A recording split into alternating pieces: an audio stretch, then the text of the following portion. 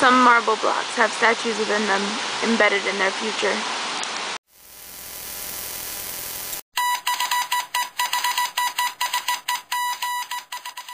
That quote was from the graphic novel The Watchmen, and it was said by one of my favorite characters, Dr. Manhattan. The thing I love about Dr. Manhattan is that he's above it all. He sees everything.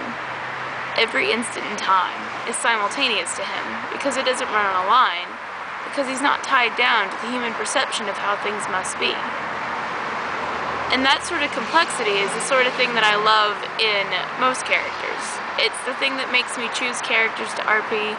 It's the thing that makes me choose characters to write fanfic about. And it's the thing that makes me love my own characters. This week we're talking about character building. And I'm not really going to be very helpful, I don't think, because I don't build characters so much as I narrow down to them. Usually, when I start a story, I'll start with an idea. I have one story that depends entirely on Descartes' idea that God is the ultimate page turner, and that we're on every page of the book. But if God forgets us, we cease to exist. Now, he can pick us up again at any point in time, but for that moment, we're not there. And to us, it's the same steady line. But in the overall picture, we were gone. Another example is the steampunk that I'm working on right now with Allie. That started with a necklace.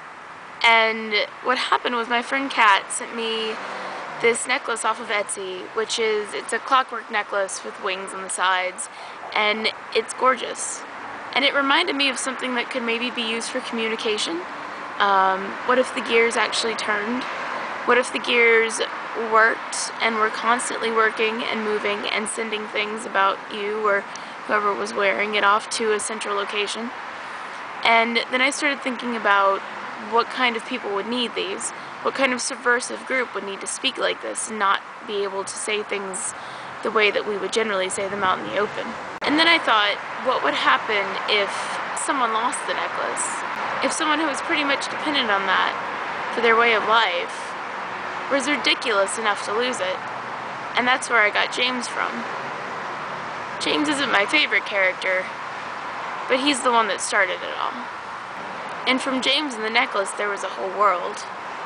It's mostly set in an 1800s-ish sort of time.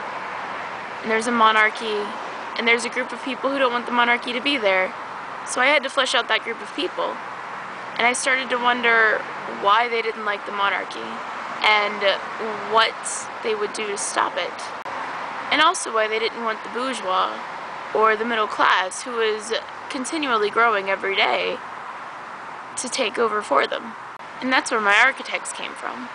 Now each one of the architects has a different personality because of his different purpose. And it would take me a long time to go into them, but you see where I'm going with this. It's harder for me to start with a grain and pull back on what is more important about that grain than it is for me to start with something massive like an entire world and then narrow down to what's important about that world. I'm with Katie in the way that my characters are very tied to the story that they're in. I'm gonna stop filming now and looking like an idiot in public, so I'll see you guys next week. Ciao, nerds.